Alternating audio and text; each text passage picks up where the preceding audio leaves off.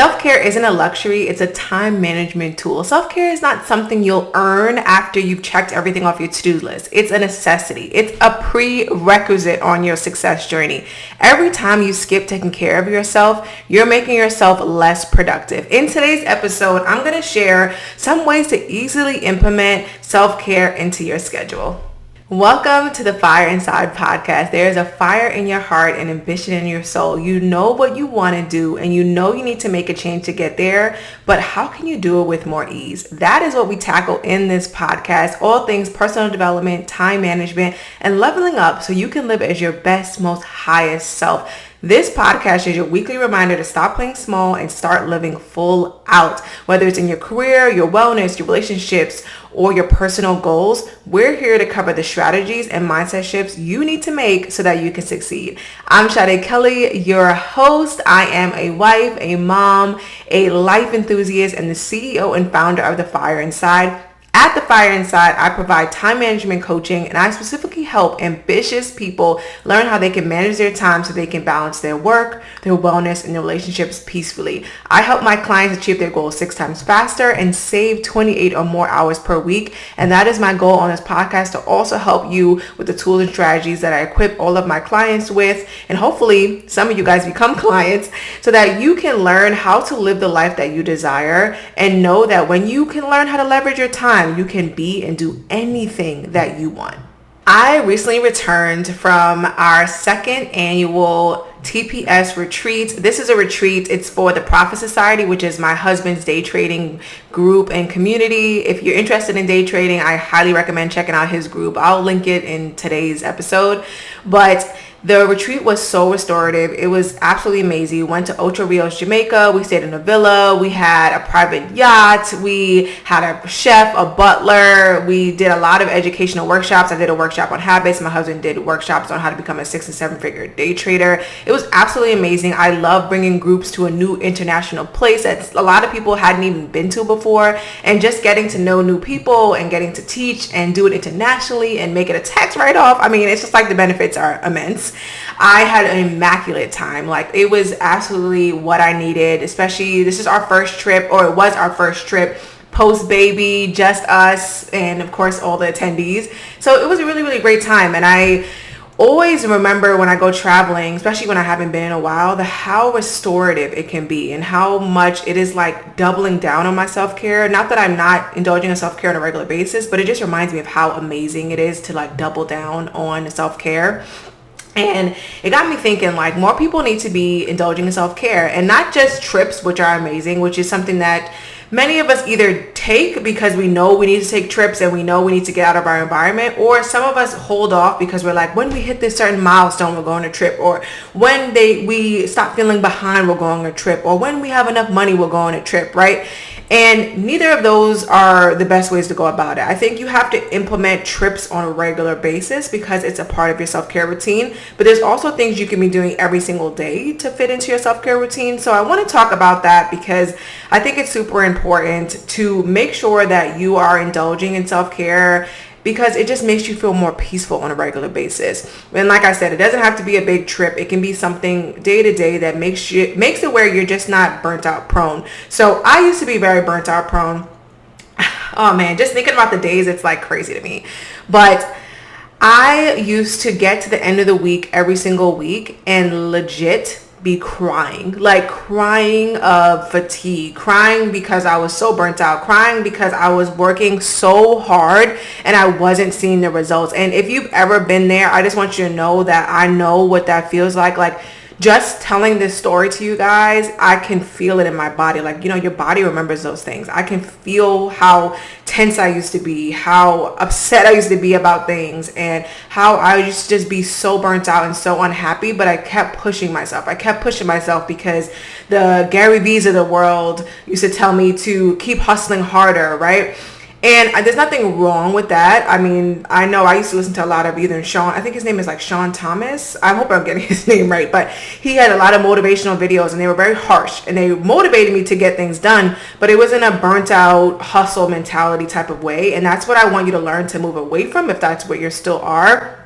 And if you're watching this and you want to learn more about self-care, I'm sure you're probably in that spot. So I want to talk specifically though about a client that I had, because she experienced a lot of burnout and I can relate directly to her story. So I had a client, her name is Alicia. She was a very high achieving woman. And of course, it's always the high achieving women with the great careers. Like, she was a great career. She had a great career. She was a lawyer. She had 2 businesses on the side. She literally had a travel business and she had a nonprofit. And that were some of her biggest accomplishment that she was so excited to be doing. And it's typically the people like that feel like they're not doing enough. And I think that's kind of like an oxymoron, where it's like we're doing a lot, but we think we're not doing a lot. And we tend to, because we think we're not doing a lot, we tend to do more, if that makes sense. If you know, you know, because I was like that. I used to have 3 businesses while I was working full time, and I feel like I could still be doing more. And it was like, girl, what?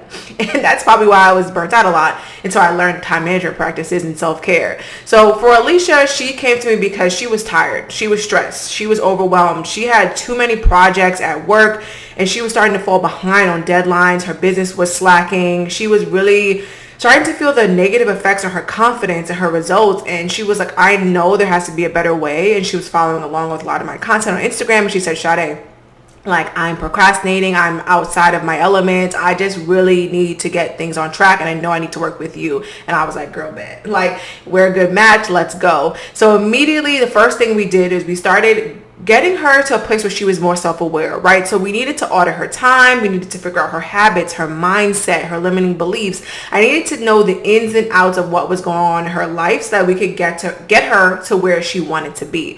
So after we got crystal clear on where her time currently was going, when we understood, you know, how she was identifying, we then started to create a blueprint for her goals and her ideal schedule. Now, when we get into the ideal schedule, people always think I'm going to go, okay, let's get your work in there. Let's get all your projects in there. Let's get your business in there.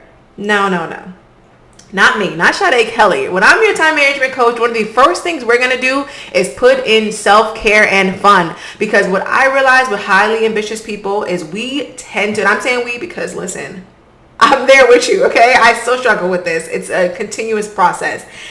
We are the type we want to put in all of the work things first, and we want to put fun and self-care later. We want to almost treat it like a reward, and it's not. It is a prerequisite, like I was saying earlier. It is something we have to put in first. So one of the first things we did was we started implementing self-care practices for Alicia, because I knew that was what was going to lead her to increase energy. I knew that was what was going to boost her confidence. I knew that was what was going to boost her focus. I knew that was going to help her get emotionally regulated. I knew that was going to increase her productivity and help her to start hitting those 5-figure months in her business that she wanted to get to. And that's exactly what happened when we started implementing her self-care practices. She ended up hitting 5-figure months in her business for the first time ever. And 5-figure months is making $10K or more a month outside of her already amazing salary, right? I don't want to put her business out there, but the girl was killing it, okay? Like, at the time when I was helping her, what she paid me was far less than what she gained from the work that we did together in the program. Also, she got her work projects under control. Like, her husband even started doing self-care practices. Like, her whole life really started to transform in just a couple months of working together. So I want to share a little bit more about how you can make self-care easy in your life, just like we did for Alicia, just like I do for myself, and just like I do for plenty of other clients that I work with. So one of the first things I want you to do, kind of already mentioned it, but I want to solidify the tip here.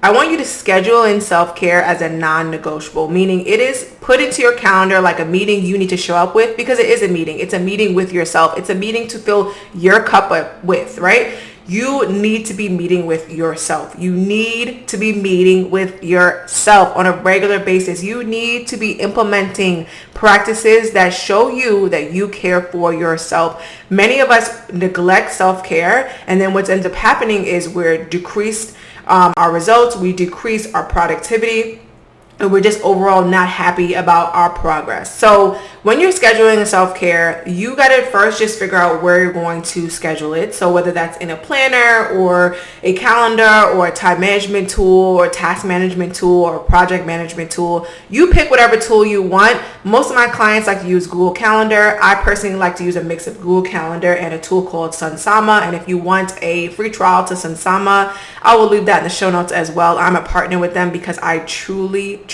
believe in their product and I absolutely love it. I think it is an amazing tool tool. It's not for everyone. And when I work with clients, we tailor the tools to them and their personalities.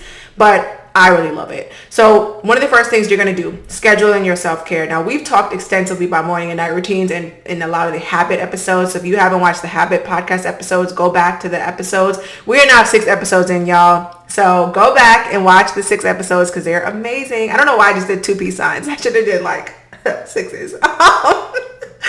But we are 6 episodes in, which I'm so proud of myself. Just side note, because I only have 46 more episodes to go. And not that I'm counting down in a bad way, more so like I'm checking it off every week in my habit tracker. Just really proud of myself for, going here and getting these podcast episodes in. So thank you for being here.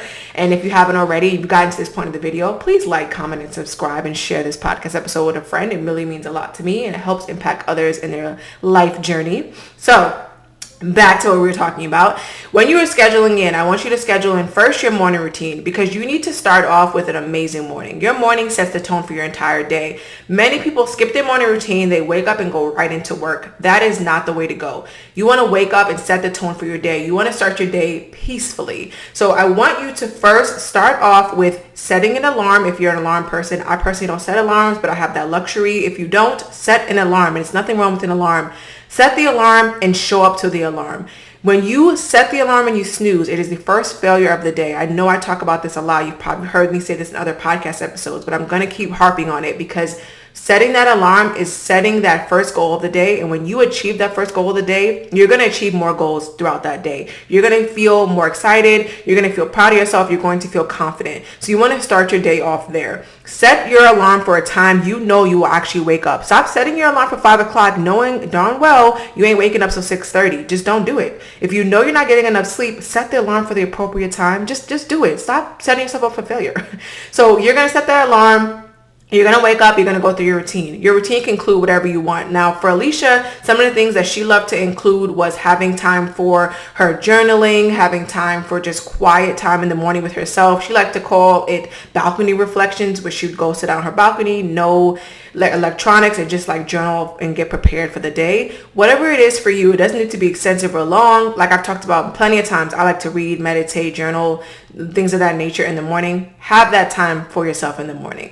You're also going to plug in your night routine. So we're starting off with that morning couple hours, which is typically how people are able to save like 2 hours in the morning by having a structured morning routine. And then people are typically also able to save 2 hours in the evening by having a structured night routine. So go ahead and set that night routine, whatever those night routine activities are going to be for you, put it into your calendar. Then throughout the day, I want you to also think about how you can implement more self-care, whether that is drinking more water. So for me, I love to have my water bottle here. It helps me to drink more water. I also love to have time to drink my tea. I also like to do my daily affirmations while I'm drinking my tea. That's me habit stacking. You can figure out what that's going to look like for you, but make sure you have stop points throughout the day, time for breaks, time for your meals. Make sure you're eating a nutrient balanced diet, right? Because something people forget about when they're talking about self-care is it's not just bubble baths and getting your nails and your hair done. It is actually eating good food, having enough protein, having enough water, eating vegetables. Like these are the things that are super important. And I always tell my clients, I'm not necessarily a wellness coach or a health coach per se, but I have spent thousands of dollars investing in learning about my nutrition. I've worked with a nutritionist. I've worked with multiple trainers learning about physical, emotional, spiritual health, because all of those things are really important when it comes to being productive. You can't have amazing time management if you aren't taking care of yourself. It just it's not going to happen. You have to be making sure you are investing the time, you're putting the energy into figuring out how to manage your time better, manage your energy better, and just show up as the person you know you could show up as by investing in your health. Your health is your specific journey. Everyone's journey is going to be a bit different, but there are just things that all of us need to be doing, right? We need to be making sure we're exercising on a regular basis. We need to be drinking water. We need to be eating nutrient dense foods, meaning just nutritious foods, right? Because I using that word, some people might be like, what the heck is that? What are you talking about? Just eating nutritious foods, drinking enough water, moving your body, thinking through how can you manage your emotional health better, how can you manage your spiritual health better, things of that nature. So number 2 is you're going to make sure that you start small. So if you're trying to implement self-care into your schedule already and you haven't done it yet, Start small. Literally make it super, super easy. Self-care doesn't have to take hours on end every day. It can just be 15 minutes of you walking, 5 minutes of deep breathing. It could be you reading a chapter of a book. Whatever it is that you say to yourself, oh, I want to do more of that, that's probably where you should start. Because I hear people all the time, they say, oh, I want to work out more. Okay, so start there. Do a 5-minute yoga routine at your house. Make it super easy. Show up to the gym and walk on the treadmill for a minute. I know it sounds a little silly, but those are the small things that if you do over time, they compound. And those are the things that lead you to being more consistent. So think of the things that are the things that come to your mind when you ask yourself, what are the things I've been putting off that I've been wanting to do, because they're going to be more fun. They're going to help me have better days. They're going to help me feel like I'm caring for myself more. I know for a lot of my clients and for myself this year, we're really focused on our appearance, right? We want to just look more attractive. And I think there's nothing wrong with that. I think 2020 kind of shifted everything for us. Like prior to 2020, I used to get up and actually do my hair, right? And like do my makeup, put on a nice outfit and head out to work because I cared about how I looked. I was living in New York City. As soon as you step outside, you already know you're about to get catcalled, right? You already know there's guys in the corner somewhere. Well, at least where I lived at, right? Now I'm kind of telling. But I feel like if you're from New York, you know. You already know people. And not that I was getting dressed for those people outside, but it's more so like you're about to be judged for your appearance and you're going to hear whether you look good or you don't. And you can kind of tell by the reactions that you get, which is like so funny, but it's kind of like legit. I used to really prioritize looking good and being attractive and wanting to look good. And I think the pandemic definitely changed that, right? And hopefully that word doesn't mess me up in the YouTube world, but whatever. It really messed me up because I started working from home and I stopped caring so much about my appearance. Like I legit stopped putting on pants, right? Like I didn't need to. I could just put on a top, go on Zoom and do what I had to do. But I do think that affects your confidence. When you are able to get up and just get your hair done, do your makeup, like really invest in how you look and just feel, you're going to do better. You're going to be more productive. You're going to manage your time better. You're going to have more energy. You're going to have a better mood. All of those things are super important and they are going to affect how you show up every single day. So start small. Think of the things that you have been putting off that you want to start doing and slowly start putting them into your day-to-day routine. Don't overload with every single thing at once. I would first start off with one thing, do that for a week or two, then add on another thing that you want to start doing and go on from there and there and there and there. Self-care is super important. I want to make sure that you are making the time to really invest in your self-care. So start small. The third thing I want you to do is match your self-care to your needs. Now, this is super important because a lot of times we're trying to just do self-care activities that we hear other people doing or the ones we think we should do, but we're not about shoulds, right? I don't want you to be about shoulds. I'm not going to be sitting here on the internet and tell you need to be doing all of these things if you feel like you don't. Like you are ultimately the leader of your life, right? You have to really have a PhD in you, which is what something my therapist always says to me that I really love. You really got to know the ins and outs of what you like and what you don't. And if you're like, ooh, Sade, I don't know that just yet, that is fine. I've been there. I actually had to do a lot of self-care work, and I started that work probably like 5-6 years ago, just really drilling down, what do I like to do? And I actually wrote down a list in my phone. Like I wrote down, what are the things you like to do? What are the things that light you up? And as I do things and I feel lit up or feel like they're more fun, I write those things down. And I keep a list of those things. So when I'm feeling drained, I remind myself, okay, that's typically when you probably haven't been getting good enough sleep. You need to nap more. You need more downtime. You need more time away from electronics. You need more time by yourself on your own to really get your energy back up. Or sometimes when I'm feeling drained, I need more time around friends. I need more time to talk to other people and to get out of my own life. Because sometimes when we are just so stuck in our world, we forget that there's a whole other world out there. And it's not like we need to go on social media because sometimes we don't need to see everything going on all across the world. But sometimes we need to just be around our people that we love, like our close environment. Sometimes I just need to just call up a friend. And I started doing something called Waffle Wednesdays. One of my friends, we call it Wing Wednesdays. And essentially what it is we take videos. Like, we legit take a video of ourselves just talking about how our last whole week has done. And if we're not able to do the video, we'll do a call or like on that day or the next day. But just having a time to connect with our friends on a weekly basis, not on like I talk to you one time a month or one time a quarter, which are those catch-ups are always good because you have so much to say. But it is nice to have on a regular basis time to connect with others, time to laugh, time to really spend time with your friends. If you're anything like me and you have a family, you may be spending a lot of time with your spouse and your kids or whoever is in your day-to-day environment, maybe even your coworkers, and you need to get out of that environment. While we love them, we also know that we know other people and we want to be in other people's lives and we want to catch up with other people. And sometimes those things can make us feel less drained. They can make us feel more full. Another thing I like to do when I'm feeling like I'm scattered or overwhelmed is I prioritize journaling, that type of self-care. I prioritize planning, brain dumping.